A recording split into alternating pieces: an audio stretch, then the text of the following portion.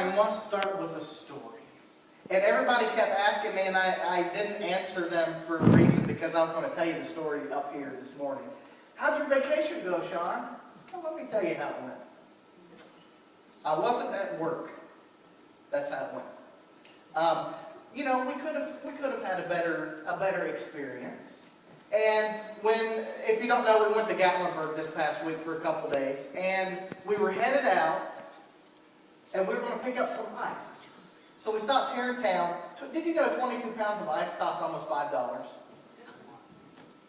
And if you know anything there is to know about me, I'm cheap.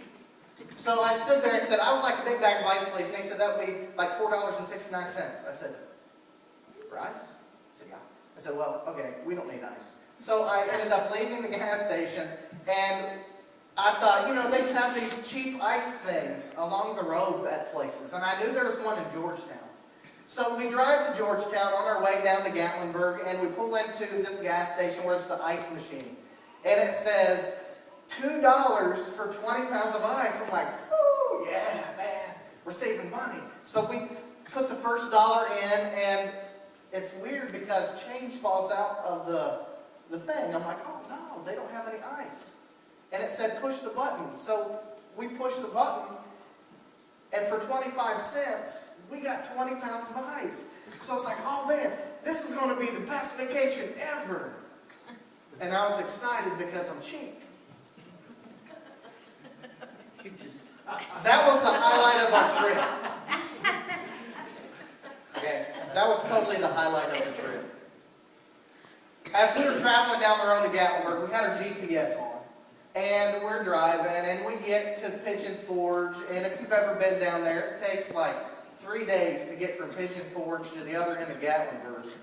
So we were going, and our GPS is saying, turn right here. So, all right, that doesn't make any sense, but we'll do it. And we did. And when we first got into Gatlinburg, and we started to go up this hill, I'm like, I thought they said our hotel was by a river.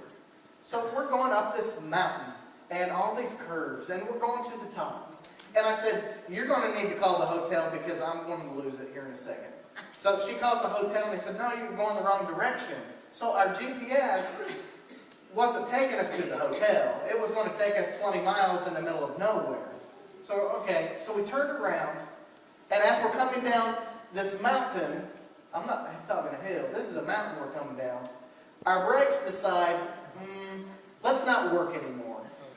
And as we're going, we are going metal to metal down this mountain. And the god-awful noise and the stink off the brakes that's coming off of this is horrible. And we get down into Gatlinburg, and then we are traveling, and it's like we are in the middle of a parade. Because everybody is looking at us. The noise from the brakes. Everybody's looking at us. All right, not too bad. We find the hotel. We get to the hotel, open the door. This isn't the room that we ordered. See, we ordered through Priceline, and they tell us because I'm cheap.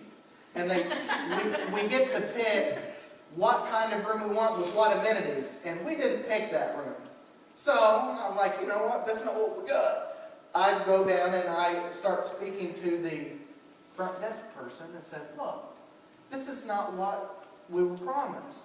She said, well, we don't have any control of what Priceline puts on there. I'm like, are you kidding me?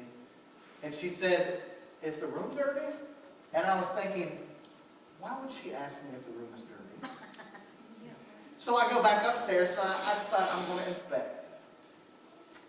I should not have inspected. I pull back the sheets. There on the pillow, don't know where it came from, was hair. And then on the sheet was this huge stain that was fresh. And on the hand towel was a huge mess, but it was folded up like it was clean. And the room was made up with this appearance that, you know what, it's good to go. I'm like, no, we're not having this. I'm not sleeping in that. So we end up getting our money back from that hotel. Bad choice. Because we ended up paying 4 times as much for a hotel room back in Pigeon Forge. Not a good thing. So I'm sitting there and I'm trying to cope with all this stuff. And God must want me to work on myself because He had, thrown everything at me during this trip. That night in that nice hotel room. It was nice. Isaac throws up in the bed. Okay. We wake up and we've got to get a brake job. So we end up spending a lot of money on a brake job there in Gatlinburg, which is not a good thing. Every restaurant we went to was poor service, bad attitudes. We signed up to go to the Dixie Stampede. Okay. We couldn't get the right time. And they said, well, the only time you can do it is this late showing. And we've got little kids. Our kids, that's their bedtime. But we decided, you know what, we're going to go. We're just not going to eat from this time to this time because they're going to bring all this food out. And when they brought the food out that we paid for, my children didn't touch it. It's like, okay. So we're going through that. And it rained the entire way home. And this relaxing time, it kind of turned into survival. For me, it was survival. It was a week of survival, of chaos for me. And it was a week of survival for Mary Claire because I was surviving this chaos. And I felt sorry for her. And in this process of coping with problems, we could have had a disaster. But we realized something while we were there. See, on our trip, we did have this chance to enjoy nature. Oh, I didn't tell you. The road from Gatlinburg to Cherokee was closed.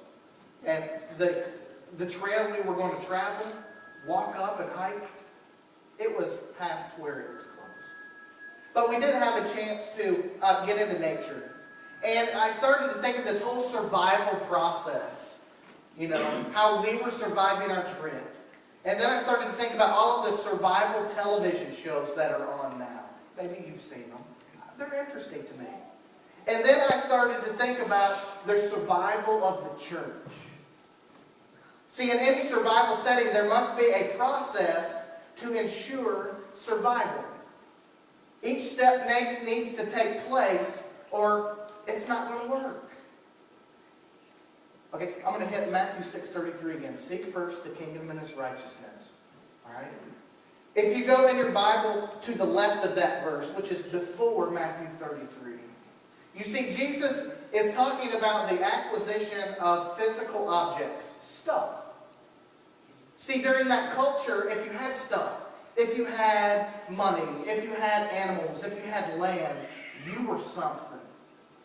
And people were obsessed with showing themselves. See, too often in our culture, and sad to say, especially in the church culture, we're the same. And we convince ourselves that if we have a good setting, that if we have a big fancy pulpit, that if we have shiny plates to pass, a great sound system, or good lighting, that we have something special to offer our community. And we convince ourselves of that. See, the church often wants the end result first. And we are all guilty of that. More people, more money to operate. See, when the survivalists are dropped in the middle of nowhere, they're given stuff. And I'm talking about these survivalists that are on TV. Okay? They're given a bag of stuff. And the production people say, okay, here's what you've got. Try and find your way out. And they're given supplies. Some of them have absolutely no immediate use whatsoever. Sometimes they're given a small piece of rope. Sometimes an empty bottle. Sometimes they're given a match case with one match in it. If you take a close look at these survivalists, you notice they have a process. I want you to think of something first. Dropped in the middle of nowhere, what's the first thing you do? Think for a second. Come up with something. What is the first thing you would do if you were dropped in the middle of nowhere?